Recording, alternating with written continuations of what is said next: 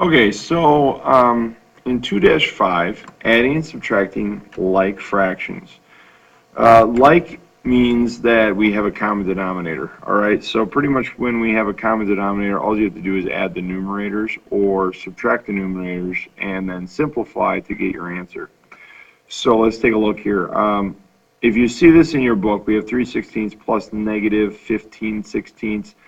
We have a common denominator already. So feel free to just copy it out of your book with one numerator. So let's go 3 plus negative 15 all over 16. Okay, the denominator will still stay the same.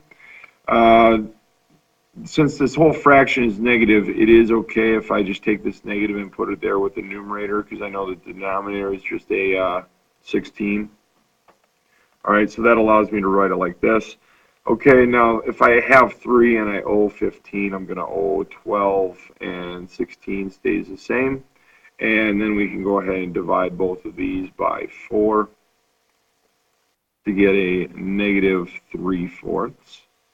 And that would be my simplified answer. So they do say to put it in simplest form here, okay? All right, so now again, we have a common denominator already, so we call that like fractions.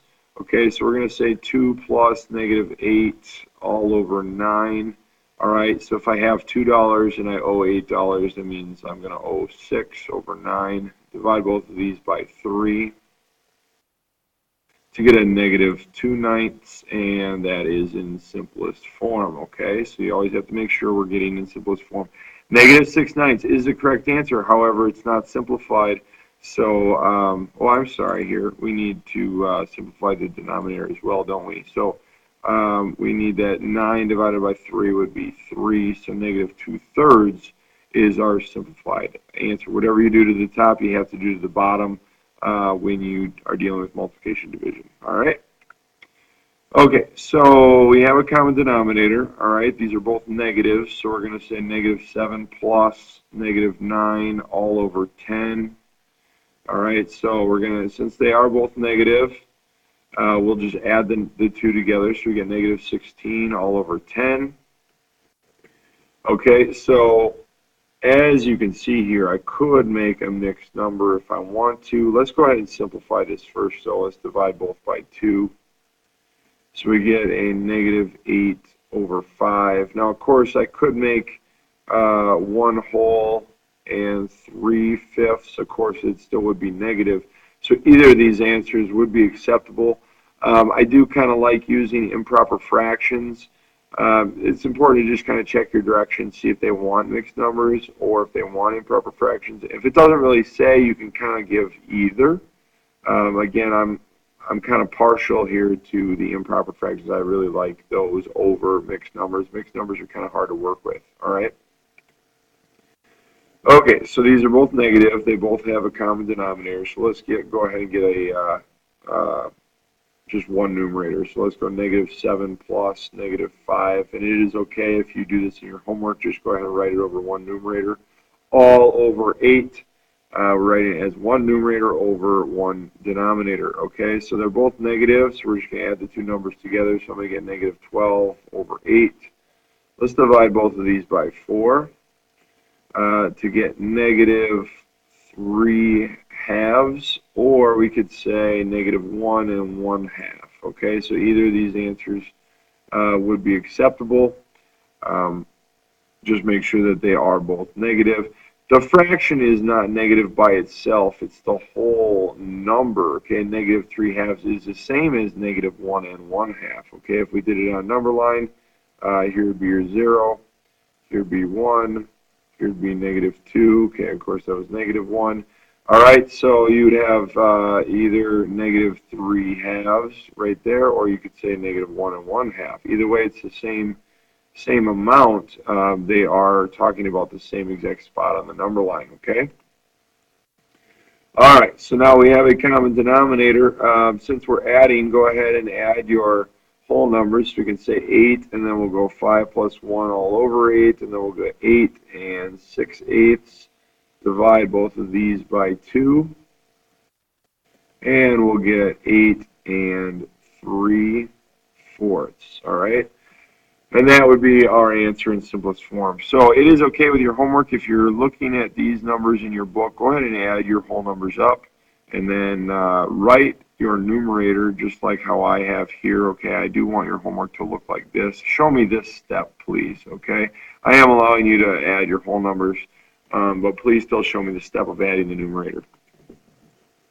All right, again, when we're adding, it makes it really nice and easy. We can just add these whole numbers to get 7, okay? And then let's do our numerators. So we're going to get 3 plus 1 all over 10. And then we're going to end up with 7 and 4/10. Let's divide both of these by 2 to get 7 and 2/5, okay? And then that would be our final answer. All right, so now we're going to do subtraction. Subtraction gets a little bit more complicated. I'm going to show you a couple different ways to do this, and then you can kind of pick. All right, first it says, excuse me, first it says to write the mixed numbers as improper fractions. So if we were going to do that, we would go ahead and do 64 times 5, and then we're going to add whatever we get here. So 64 times 5 is 320. All right, so then we would get 321 over 5. We're still subtracting, or we can say adding the negative, okay? And we're going to do 53 times 5. All right, and then we're going to add 265, so a grand total of 269 all over 5. All right, so then we can say 321 plus a negative 269, okay, all over 5. Let's close that parentheses here. So 321 plus negative 269 is going to give us 52/5. All right, we can subtract 50, which is actually 10 whole, all right, using the 5 as a denominator. And then we're going to have 2 left over, so we could say 2/5. So 10 and 2/5 would be our answer in simplest form. Now, that's one way to do it. If you want to throw the whole thing into an improper fraction, like our directions say here, write the mixed numbers as improper fractions. I am going to show you here a different way. You know, when you're subtracting, it's always a little bit trickier than adding. Think about subtracting, you know, let's say for an example here, let's do 27 minus 19, okay? Normally we kind of think, well, we got to regroup this thing here, and so 17 minus 9 would be 8, and then we get 0 over here. So it's this whole business of regrouping. So you can kind of think, well, we regrouped all of this to write it in another way. These are still equivalent to each other. We're just regrouping it. So the same thing we're doing here. So I'm going to show you another way you could try to regroup this. I'm going to rewrite it here. Let's go 64 and 1/5 minus 53 and 4/5. All right, so you don't have to do both ways. I would like you to have both ways in your notes, but when you're doing homework, just do one way. All right, the whole idea here is we have this 1 in the numerator and we can't subtract 4 from it. So what we need to do is regroup. So if we change the 64 to a 63, all right, and then what we would do is we would add 5, because 5, we took 1 whole away, and 1 whole is equal to 5 parts here, so we add 5. So we're going to write 63, and we're going to have 6/5. We're subtracting 53 and 4/5. Okay, well, you can see pretty quick here, we're going to get 63 minus 53 is 10, and then we're going to get 6 minus 4 all over 5. Well, when we simplify that, we get 10 and 2/5. Okay, so that kind of saves maybe a little bit of work. There's still plenty of work to show. So maybe rather, instead of making the whole thing an improper fraction, then we got to reset it back here.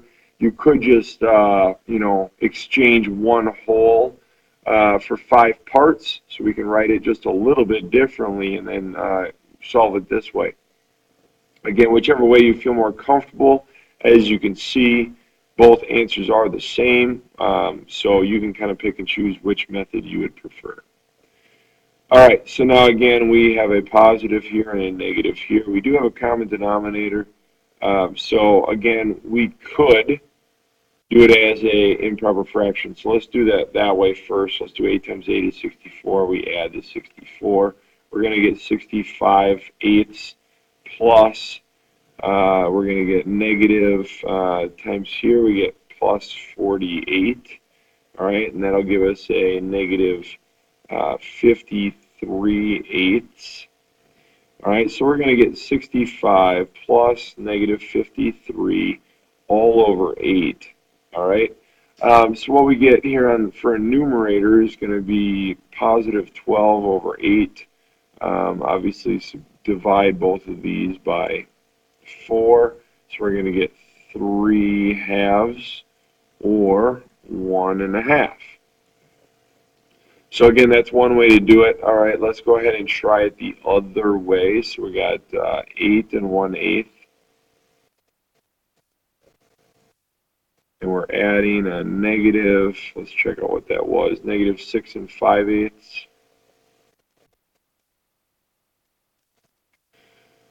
All right, let's get some more room here. I'll switch colors on us. So the problem here is that we have this 1 and we're trying to subtract a 5. So let's change the 8 to a 7, and then we're going to add 8 to the numerator. So I'm going to have 7 9/8, which is the same as 8 1/8, plus negative 6 5/8. All right, so we do 7 minus 6, well, that's 1. And then we have 9 plus negative 5 all over 8. All right, and when we do that, we get 1 4/8, which is going to be equivalent to 1 1/2. Okay, so obviously we don't get the option, or we don't see the improper fraction form, but we do get the same answer as our mixed number, 1 1/2, 1 1/2. So you can kind of make up your mind, do you like going all the way to an improper fraction, or would you prefer to just kind of regroup one whole rather than regroup all of them? Again, it's your choice. When you're doing your homework, just choose one way to do it. You don't have to show me both ways. It would be either this top way or the bottom way. So I've shown you a couple ways here in the video. All right, and that is your last example for lesson 2-5. Be sure to check the Moodle page for your homework.